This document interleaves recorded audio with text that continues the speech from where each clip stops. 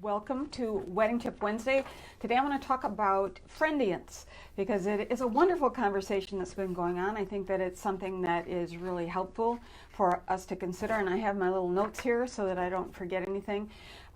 What I really want to talk about today is not so much like how to compete with these Friendiants. I call them Friendiants, and a Friendiant is a person who is a friend or a family member who has been asked to officiate for a couple's wedding. And this is not about getting rid of them, because I really support all kinds of officiants. So here's one of my first questions that I want to ask to all of you before I introduce myself, in case you don't know who I am. Do you feel like you have been impacted by a Friendiant? I just got hired yesterday to do a wedding for a couple, but they had asked someone that they knew to officiate for them, and yesterday this person backed out at the last minute.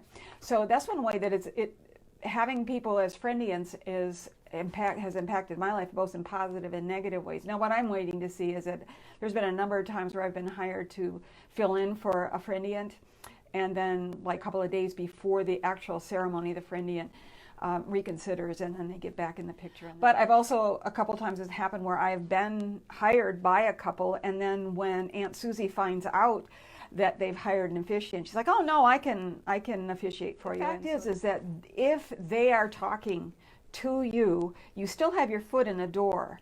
And so there are some things that I'm going to share with you about how you can still try to get, your foot further in the door. So I'll share some of those with you, but this is also about trying to help us make peace with Friendiants, because they are not going to go away. That's one of the biggest things that I had to come to peace with and to terms with, is that they are not going to go away. And many people in this group and in other groups that are officiants, that's how we became an officiant, is that somebody asked us to officiate, or we offered to do that, and we liked it. I have my own wedding officiant business. It's called Northern Michigan Wedding Officiants, and I also have a course that I've created for new officiants called the Ready, Willing, and Able Officiant Prep Program. It is, I'll have some information about that at the end, or you can read about it in the description, to help new officiants get going and kind of avoid the learning curve that so many of us have had to endure. Anyway, I've been officiating for 30 years, so there isn't too much that throws me, and I love it. I love my couples. So here's the first thing that I want to just kind of throw out there to everybody, is that in life, people, no matter how a person came to be an officiant, people are looking for something that gives their life meaning. A lot of people, the economy is not working for a lot of people, and so people are looking for ways to create income. What better way to do both of those things, to have meaning in your life? Because I personally find it very meaningful. I hear an amen out there anywhere. I find it very meaningful, and I create good income. Plus, I get to go to these beautiful, awesome places. I meet wonderful people, and occasionally I get to drink some really good wine or beer, or have a good meal if I decide that I'm going to stay for the reception or the rehearsal dinner, something like that. So first of all, I think that's really important for us, is to remember why people are becoming officiants. And I don't think that we can begrudge them the fact that they're looking for something that is meaningful. This is the reason that people ask someone who's a friend or a family member to officiate for them, is because people don't like to be preached to, or they're not part of a church where they get to know a pastor or a minister. And whether we like it or not, officiants are still associated with some kind of religious factor. And so it makes some people feel uncomfortable, which really comes back on us, that we have not done a good enough job of sharing with people that we're not out there to bite them or to preach to them or to try and instill any kind of a theology in them at all, but to really enjoy their love story and to make the most of this opportunity that they have to really shine. The other thing is not to assume why somebody has asked a friend to officiate. The best way to find out the answers to those kinds of things is to ask them. You know, what is it that your friend knows about you that makes you want to ask them to be your officiant? One of the things that I've always heard is that they just want to feel comfortable. We can forget, especially if we've been up in front of people a lot, we can forget how nerve-wracking it is for people to be in front of other people and sharing such an intimate moment with all of these people. Having somebody standing up there with them who makes them feel comfortable, who is welcoming, who smiles at them, is very appealing to them. One of the ways that we can counteract that, and I suggest that we do this, whether it's because we're talking to a person who is saying they're thinking of inviting a friend, or they already have invited a friend, a friendiant, to be part of their wedding ceremony, is to go through any reviews that you have and pick out the lines that people have said. I felt so comfortable. It felt like he or she was a friend of ours. They really knew us. They cared about us. Pick out those lines, because what we want to do is communicate that with the people that are more likely to invite a friendiant, because we want to say, you know, I totally understand that you want to feel comfortable up there. And I have found that a lot of the people that I work with, because of the processes that I've developed over the years, that they do feel comfortable. They do like the friendship that we have created, or the bond that we have created. So I'm sure that I can help you to feel comfortable as well. Just to really acknowledge it. Yeah, of course, your friends, I've said this too, is that of course, your friend is going to know you in a way that I will never be able to know you, but I will do my very best to create the kind of ceremony and the connection that tells your love story that will be as good, if not better, than what your friend or your family member is doing for that. But one of the other things is that if we try to communicate with our potential clients that a friendiant is going to do a horrible job, we are doing a big disservice, because friendiants don't always do a horrible job. They can do an awesome job. So we don't want to go down that road. We may want to say, have you Googled to see what other people's experience is of hiring or having a friend or a family member officiate for them, so that they can find that out on their own, because there are plenty of reviews online about what a horrible job they did, and there's also reviews about what a great job they did. So you want to give them the benefit of the doubt factor.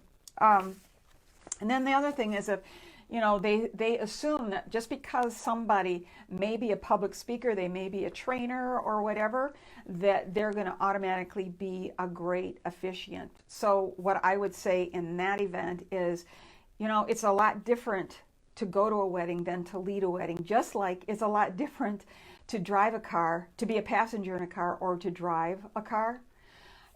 So there's a point that you can make in that department as well. And then I want to give a shout out to Monty Ross Payne, because she shared this with me. And it is that when a family member, when a friendiant does a person's ceremony, sometimes it's better to let them just be a friend, or to find a different role for them. I always keep in touch with my former clients, and then I will every once in a while send out a message to them saying, I just want to remind you that I'm still here, and if you know anybody who's getting married, I would love to have a referral for them. So this was 2 years ago, a guy that I had done the ceremony for, he and his wife, he had been asked by his to-be sister-in-law to officiate for them, and he felt extremely uncomfortable, but he was embarrassed to say anything to them about it. It just freaked him out, and he was a trainer by profession. So he ended up hiring me to do that ceremony. So you may be able to say something to that effect. Is like, are you sure that they know what they're doing? People can say yes because they feel honored, they feel excited, and then they kind of go, whoa, what did I get myself in for? And this is one of the reasons why I have the Ready, Willing, and Able Officiant Prep course, is because it helps those people to feel more comfortable and more secure, because they have all of these different resources at hand. It helps to walk them through the process of leading a wedding ceremony so they can feel more comfortable. And then the last thing that I would say is the backfire. Oh, there's two of them actually. The backfire factor, because if it works out, great. If it doesn't work out, then that's not so good, because it can strain a relationship and even end a friendship if things don't work out. About 4 or 5 years ago, I was asked to officiate for a couple, and the mother was an officiant. And he had called because like 2 weeks before the ceremony, the mother had decided she didn't like the bride, so she was not going to officiate. That would have been such a shock. I'm thinking, like, how are they going to manage that relationship as time goes by? I had agreed to do it, and then, like, as it happens a number of times, is that the mother relented after a couple of more days, and so she ended up being the officiant. I'm sure that it has strained the relationship, and so that is something that you can also point out to people, is that, you know, I know that your friendship is very important to you, and just make sure that your officiant has everything that they need in order to feel secure and to do the best job possible, so that your memories are awesome of the wedding ceremony. The last thing is the money factor, is because a lot of first-time officiants will do a wedding for free, or they'll do it for very low cost. And that's another point where you can say, what is the cost, what is the price of your friendship if it doesn't work out. But again, I don't want to make a big deal about them screwing up. It's much better if they're doing a great job here. The other thing that I wanted to make you all aware of is that I have reorganized the Ready, Willing, and Able Officiant Prep course. It's now going to be featured in a portal where you get a password and all that kind of thing, and it is excellent. It also includes a 49-page guidebook, which, if you want to get on the waiting list for when this course is all uploaded and everything is done. I've been having a hard time making one of the last videos. For some reason, I'm just like dragging my feet. Have you ever done that? So anyway, when that's done, if you want to get on the waiting list, there is a link in the description that you can get on the waiting list. Or if you are interested only in the guidebook, you can purchase that. So I'll send you information. So click that link down there. That's in the bottom. It's at the end of the description for this Wedding Tip Wednesday. Then also down there is another freebie for you. Like I said, the people that agree to officiate, sometimes it can be really nerve-wracking. Like this man that I officiated for, his soon-to-be sister-in-law, he was putting a lot of pressure on himself. And so this freebie that I put together, it's the 5 stress-free ways to officiate a great ceremony, something like that. You can download that and maybe take some of the pressure off yourself. I don't have the definitive answer to this. I just don't want us to spend our energy fighting the fact that there are people who are not professional or don't always do a great job. So thank you so much for joining me on these Wedding Tip Wednesdays. They're every Wednesday at 2 o'clock in this private Facebook group. Help spread the word. Let people know that it's there. If you have a particular topic that you want to discuss or you would like me to cover, please let me know what that is. I'm more than happy to share this font of wisdom that I have after 30 years of being an officiant. Okay? All right. Thank you, guys. Sending you lots of love. Be good to yourselves. Okay? Bye.